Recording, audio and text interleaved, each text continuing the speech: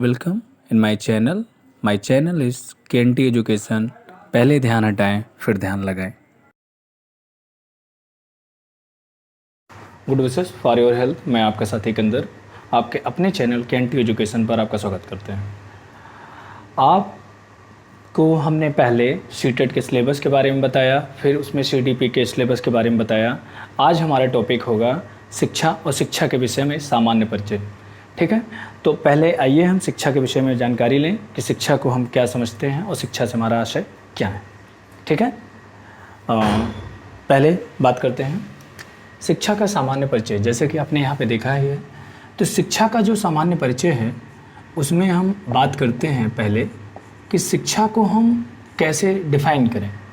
तो शिक्षा को हम दो आधार पे, मतलब दो अलग अलग जगहों पे बता रहे हैं कि शिक्षा की उत्पत्ति कैसे कैसे हुई है। तो जो हम अलग अलग बता रहे हैं उसको आप समझिए। पहला जो हमारा होता है वो है भारतीय दृष्टिकोण। दिखाई दे रहा है, भारतीय दृष्टिकोण।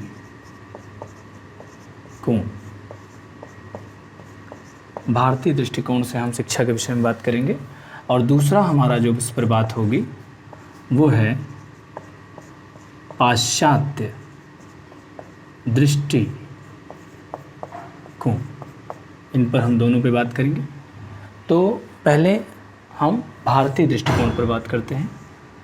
भारतीय दृष्टिकोण की जो जननी मूल भाषा मानी जाती है वो संस्कृत है, तो डेफिनेटली इसकी उत्पत्ति भी संस्कृत से हुई होगी। हम इसको ऐसी बात करते हैं कि जो इसकी उत्पत्ति है, जैसे मैंने यहाँ पे बोला कि शिक्षा की उत्पत्ति की हम बात कर रहे हैं, तो शिक्षा की हमारी जो उत्पत्ति है वो जो हमारी भारतीय दृष्टिकोण में है, तो इसकी जो भाषा से हुई है, मैं ऐसे यहाँ पे लिख दे रहा हूँ भाषा। तो भाषा हमारी संस्कृत भाषा से हुई है, हमारी संस्कृत भाषा से हुई है। और जो इसमें धातु यूज की गई है, जिस धातु से शिक्षा का उत्पत्ति हुई है वो थी शिक्ष धातु। शिक्ष धातु में आ प्रत्यय जोड़कर शिक्षा का निर्माण किया।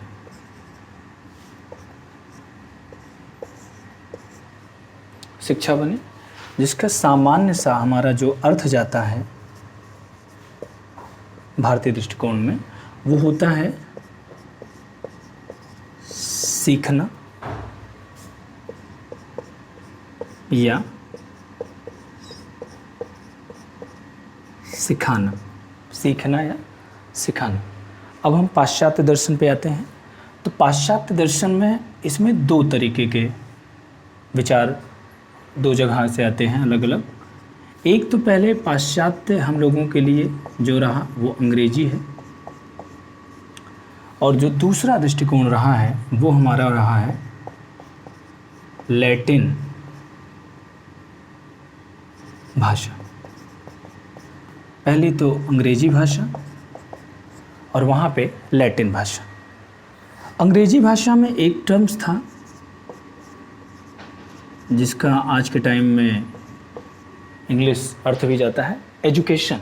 एजुकेशन से हुआ। एजुकेशन की उत्पत्ति कहाँ से हुई? इनके दो शब्द से, एडू केयर, आप इसे एजुकेयर भी कह सकते हैं, और दूसरा एडुकेस, जिसका अर्थ एजुकेस भी कहते हैं। तो जो एजुकेयर होता है, केयर से समझ में ही आ रहा होगा आपको, पालन पोषण, और यहाँ पे होता है बाहर निकालना। तो यहाँ पे आपने देखा दो शब्द हैं, पहला है एजुकेयर, दूसरा है एडुकेयर। आप इसे एजुकेयर भी कह सकते हैं और एजुडू उसका प्रोनाउंसिएशन का अलग अलग इशू है, कोई बड़ी बात नहीं। तो लैटिन भाषा में एक आता है टर्म जहाँ से इसकी उत्पत्ति मानी जाती है, वो है एडुटम। जो एडुटम शब्द बना वो जो है ई प्लस डूको से बना। जो ई का अर्थ होता है, ई होता है, इसका अर्थ लैटिन भाषा में होता है अंदर, और यहाँ से होता है डूको का जो अर्थ होता है वही बाहर, सॉरी नीचे लिख दे रहा हूँ, बाहर निकालना। आपने देखा पूरे के, अगर हम प्रोस्पेक्टिव से बात करें तो जो हमारा शिक्षा था उसकी जो उत्पत्ति है हमारी, वो दो दृष्टिकोण से मानी जाती है।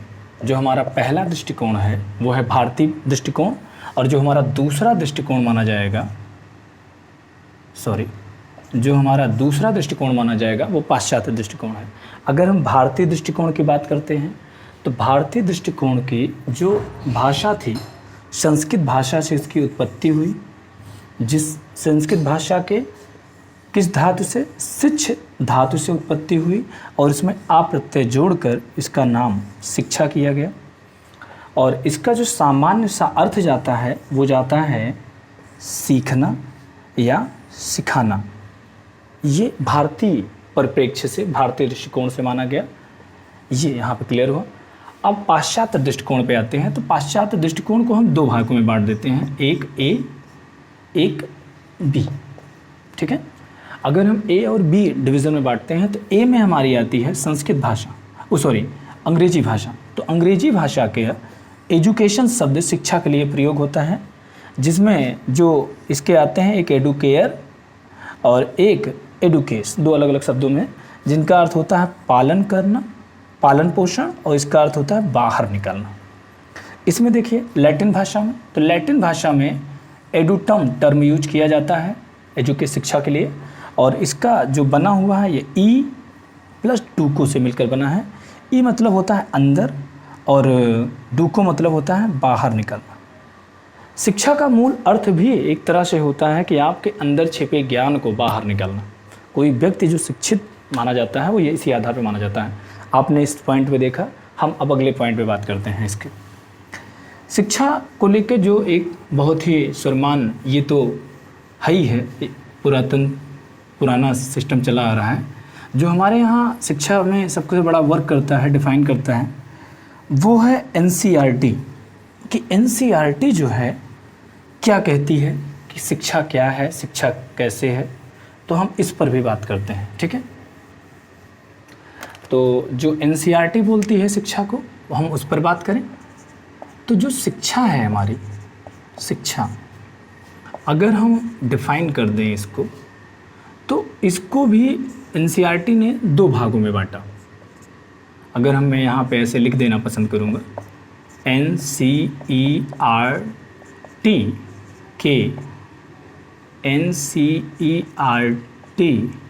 के अनुसार। ठीक है, NCERT ने शिक्षा को दो अलग अलग टर्म्स में क्लियर किया।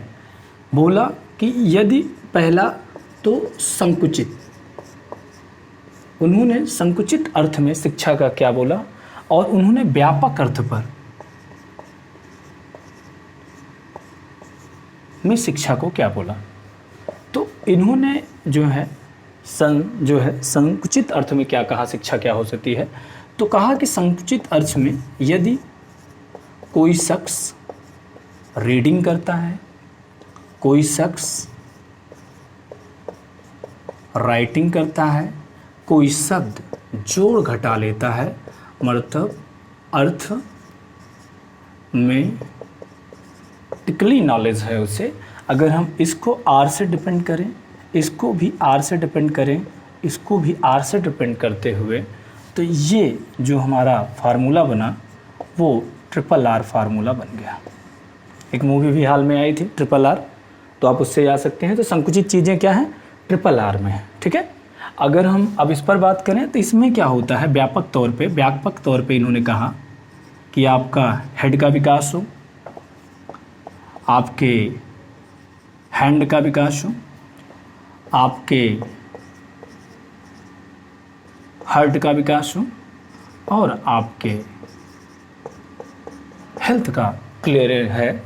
तब जाके आप यहाँ से देखे होंगे इसका H, इसका H, इसका H, इसका H, अगर यहाँ पे चारों को जोड़ेंगे तो 4H इन्होंने दो तरह के फार्मूले बताए, एक ट्रिपल आर बताए, एक 4H बताए। इन्होंने एनसीईआरटी के अनुसार इन्होंने क्या बोला कि एनसीईआरटी मतलब है कि एनसीईआरटी के अनुसार शिक्षा को इन्होंने दो भागों में बांटा। जो इनकी पहली भाग था वो था संकुचित आधार पे क्या कहेंगे, और जो दूसरा पॉइंट था वो है कि व्यापक आधार पे क्या बोला जाएगा शिक्षा को। संकुचित आधार पे शिक्षा क्या है, व्यापक आधार पर शिक्षा क्या है। संकुचित आधार पर इन्होंने बोला कि यदि कोई व्यक्ति रीडिंग कर रहा है, पढ़ रहा है, कोई व्यक्ति राइटिंग लिख रहा है, कोई व्यक्ति मैथमेटिकल जोड़ घटाना कर रहा है दैनिक जीवन में, यानी first R, second R and third R, I mean triple R. Triple R को अगर रिप्रेजेंट करता है तो वो व्यक्ति शिक्षित माना जाएगा। किस आधार पे? संकुचित आधार पे। एनसीईआरटी ने बोला। व्यापक आधार पे यदि किसी व्यक्ति का हेड क्लियर है, head means that thinking ability clarity है, हैंड मतलब उसके अपने पूरे मजबूती है, पूरे शरीर पे विकलांग नहीं है, ऐसा भी है, ऐसा नहीं है कि उनका मेन आशय ये था। हैंड का मतलब होता है कि हाथों पे पकड़, हर चीज़ की अच्छी राइटिंग, अच्छा सब कुछ। हार्ट हृदय से भी है, और हेल्थ स्वस्थ भी है, तब वो व्यक्ति शिक्षित माना जाएगा। तो ये व्यापक अर्थ है, और अपने यहाँ व्यापक अर्थ पे कोई काम होता नहीं, सारा काम संकुचित अर्थ पे होता है। यहाँ से जो मेन दृष्टिकोण क्वेश्चन का बनता है उसके लिए ये परिभाषा जानना बहुत ज़रूरी थी। जो हमारा मेन क्वेश्चंस आते हैं सीटेट में या टेट में, वो इस आधार पे आते हैं, इसलिए आप बता नहीं पाएंगे कि बिना इसको जाने, इसलिए मैंने इसको यहाँ पे डिफाइन करना उचित समझा। जो मेन क्वेश्चंस आता है, क्वेश्चंस हमारा क्या आता है, क्वेश्चंस को देखें। क्वेश्चंस हमारा आता है कि भारत देश में, जो मैं ये कहने का सीन है, जनगणना होती है जो शैक्षणिक आधार पर, शैक्षणिक जनगणना, शैक्षणिक जनगणना का मूल आधार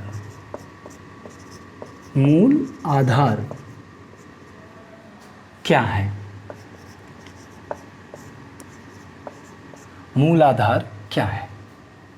तो पहला पॉइंट, दूसरा पॉइंट, तीसरा पॉइंट, चौथा पॉइंट। पहला पॉइंट संकुचित, दूसरा पॉइंट व्यापक, जो तीसरा पॉइंट है हमारा दोनों, और चौथा पॉइंट जाहिर सी बात है कोई नहीं। अब अगर हम इस पर बात करें तो जो भारत के देश की जो शैक्षणिक जनगणना का आधार होता है वो हमारा मेन आधार होता है संकुचित। संकुचित आधार पे ये माना जाता है कि कोई व्यक्ति अगर संकुचित ज्ञान है, संकुचित ज्ञान की अगर बात करें, अभी हमने पहले ही आपको बताया था, ट्रिपल आर का नॉलेज हो, बस उसे कोई फ़र्क नहीं पड़ता कि उसे हार्ट क्लियर है, हेल्थ क्लियर है, हैंड क्लियर है कि नहीं। ट्रिपल आर अगर हम बात करें, आई मीन RED, अच्छे से लिखते हैं, रीडिंग। दूसरा पॉइंट हमारा क्या होगा, राइटिंग। तीसरा पॉइंट जो हमारा होगा अर्थमेटिकल नॉलेज, मतलब कोई भी व्यक्ति पढ़ना जानता है, लिखना जानता है, बस, और जोड़ घटाना, मतलब दैनिक में गणितीयकरण को समझता है। अगर मैं इसको इस तरह से ना रख के लिख दूँ कि बड़ा अच्छा लगेगा, गणितीय ज्ञान, नॉर्मल से गणितीय ज्ञान, कैलकुलस की बात नहीं हो रही है, दैनिक जीवन में वो गणितीय ज्ञान को जानता है, बहुत है, उतना हमारा संकुचित आधार है। एक पॉइंट और है, इसको क्लियर करेंगे, देख लिया। और जो हमारा अगला पॉइंट है इसमें वो है कि शिक्षा को मोस्टली कभी कभी लोग अधिगम से कोरिलेट करा देते हैं। शिक्षा को मोस्टली जब हम बात करते हैं एजुकेशन को, तो एजुकेशन को लोग मोस्टली लर्निंग से कंट्रोल कर देते हैं। मतलब यहाँ पे हम अगर हम रख दें शिक्षा और यहाँ पे रख दें हम अधिगम, तो कभी कभी ये भी हो जाता है कि लोग अधिगम को शिक्षा या शिक्षा से अधिगम को कोरिलेट कराने लगते हैं कि क्या है। तो इसमें मूल बातें क्या है पहले ये समझ लीजिए इसके बारे में, कि व्यवहार में क्या, व्यवहार में अस्थाई आवलिक अस्थाई, यहाँ पे लिख दे रहा हूँ अस्थाई परिवर्तन कराना शिक्षा है। किसी व्यक्ति को आपने शिक्षित किया, हो सकता है कुछ क्षण के लिए वो सीख गया हो, उसके बाद अस्थायी परिवर्तन भूल भी गया। जरूरी नहीं है कि परमानेंटली हो, टेम्परेरी भी हो, उसके व्यवहार में परिवर्तन हो रहा है, व्यक्ति मतलब शिक्षित है। अगर हम उस अधिगम वाले पोर्शंस की बात करें, यदि हम अधिगम के यही पॉइंट पे बात करते हैं, तो व्यवहार में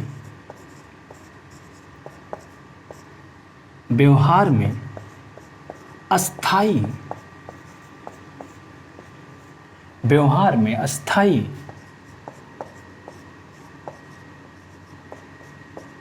परिवर्तन कराना, यहाँ पे कराना अधिगम।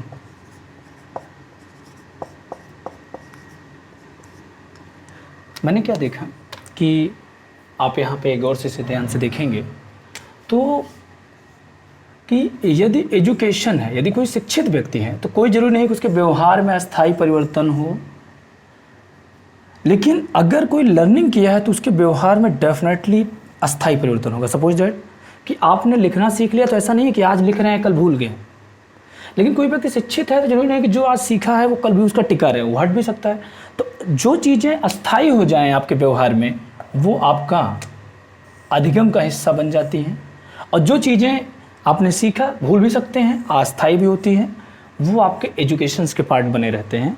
आपको याद है, ज़रूरत पड़ने पे हो सकता है याद भी आए, हो सकता है ना याद आए। तो ये बेसिक डिफरेंस होता है शिक्षा और अधिगम में। कैसा लगा आपको ऐसा वीडियो, इसके बारे में आप अपना कमेंट और शेयर ज़रूर करें। आगे के जो इसके पॉइंट हैं आगे इस चैप्टर में, ठीक है। Bye, welcome back. हमारा कुछ पॉइंट छूटा हुआ था, उस पर आके बात करें। शिक्षा के सामान्य परिचय में हमारा 2 टर्म्स बचा हुआ था, शिक्षा के प्रकार और शिक्षा पर कुछ सर्वमान्य परिभाषाएं। तो हम उस पर बात करते हैं। आपकी सहूलियत के लिए, टाइम को सेव करने के लिए मैंने पहले से ही इस पर ड्रॉ किया हुआ है, आपके समय को बचाया जाए। और महात्मा गांधी ने शिक्षा पे क्या बोला था? उन्होंने बोला कि सभी पक्षों का सर्वांगीण विकास ही क्या है? शिक्षा। महात्मा गांधी ने कहा कि सभी पक्षों का सर्वांगीण विकास ही क्या है? शिक्षा है। स्वामी विवेकानंद जी ने क्या कहा कि अंतर्निहित योग्यता का विकास ही क्या है? शिक्षा है। जॉन डीवी ने क्या बोला कि वातावरण पर नियंत्रित कर पाएं यही शिक्षा है। फ्रोवेल ने कहा कि जन्मजात योग्यता को प्रदर्शित करते ही है क्या? शिक्षा। जन्मजात योग्यता मैं अभी बताता हूँ। महात्मा गांधी का जो आशय था कि सभी पक्षों का सर्वांगीण विकास, आपका नैतिक विकास, आपका शारीरिक, मानसिक, दैहिक हर तरह का विकास होना शिक्षा है। स्वामी विवेकानंद ने अंतर्निहित, जो मैंने पहले ही बताया कि आपके अंदर जो ज्ञान है उसको बाहर निकालना, उसकी योग्यता का अगर आपके विकास हो गया, जो अंतर्निहित ज्ञान था उसका विकास आपने कर लिया, शिक्षा। सबसे मस्त जो परिभाषा मुझे लगती है, मेरी फेवरेट भी है, वो है जॉन डीवी की परिभाषा कि एक शिक्षित व्यक्ति वातावरण पर नियंत्रित कर पाता है। वातावरण का सीन क्या है? गर्मी आ रही, ठंडी कर देगा? नहीं। परिस्थितियां आपके विरुद्ध हैं तब भी आप उन पर वैसे ही परफॉर्म कर रहे हैं, ये एक शिक्षित व्यक्ति की पहचान भी है। परिस्थितियां आपके अनुकूल हैं तब भी आप उसमें भावुक नहीं हुए, आराम से उसको कंट्रोलिंग करते हुए एक समझदार व्यक्ति की तरह शिक्षित रहे। और फ्रॉबेल ने बोला कि जन्मजात योग्यताओं को प्रदर्शित करती है शिक्षा। आपने सुना होगा इनसे महाभारत में कि अभिमन्यु जन्मजात योग्यता, जो जन्म से आप में योग्यता थी अनुमानसिक, उनका पूर्ण विकास करना ही शिक्षा है वातावरण के माध्यम से। अब शिक्षा के बारे में आपने 4 डिफरेंट परिभाषा के बारे में जाना। इनमें लंबी चौड़ी कमेंट्रेटरी जोड़कर इतना बड़ा बना देते हैं, कोई फ़र्क नहीं पड़ता, और फिर उसके बाद जो मूल चीज़ें होती हैं वो उसी में डाइल्यूट हो जाती हैं और उन्हें हम कभी ढूंढ नहीं पाते हैं। तो इसलिए मैंने बहुत शॉर्ट टर्म में मूल बात को कहना पसंद किया कि सभी पक्षों का सर्वांगीण विकास शिक्षा है, महात्मा गांधी। अंतर्निहित योग्यता का विकास शिक्षा है, स्वामी विवेकानंद। वातावरण पर नियंत्रण कर पाएँ, जॉन डेवी, शिक्षा है। और जन्मजात योग्यता को प्रदर्शित करती है जो, वो शिक्षा है फ्रॉबेल के अनुसार। अब शिक्षा के प्रकार की अगर हम बात करते हैं कि शिक्षा मूलतः 3 प्रकार से मानी जाती है।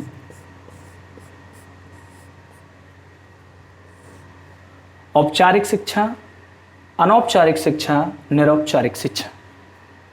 औपचारिक शिक्षा के बारे में अगर हम बात करते हैं, जैसे औपचारिक शिक्षा के बारे में बात करते हैं, तो यहाँ पर जो हमारा उद्देश्य होता है वो भी क्या होता है, निश्चित।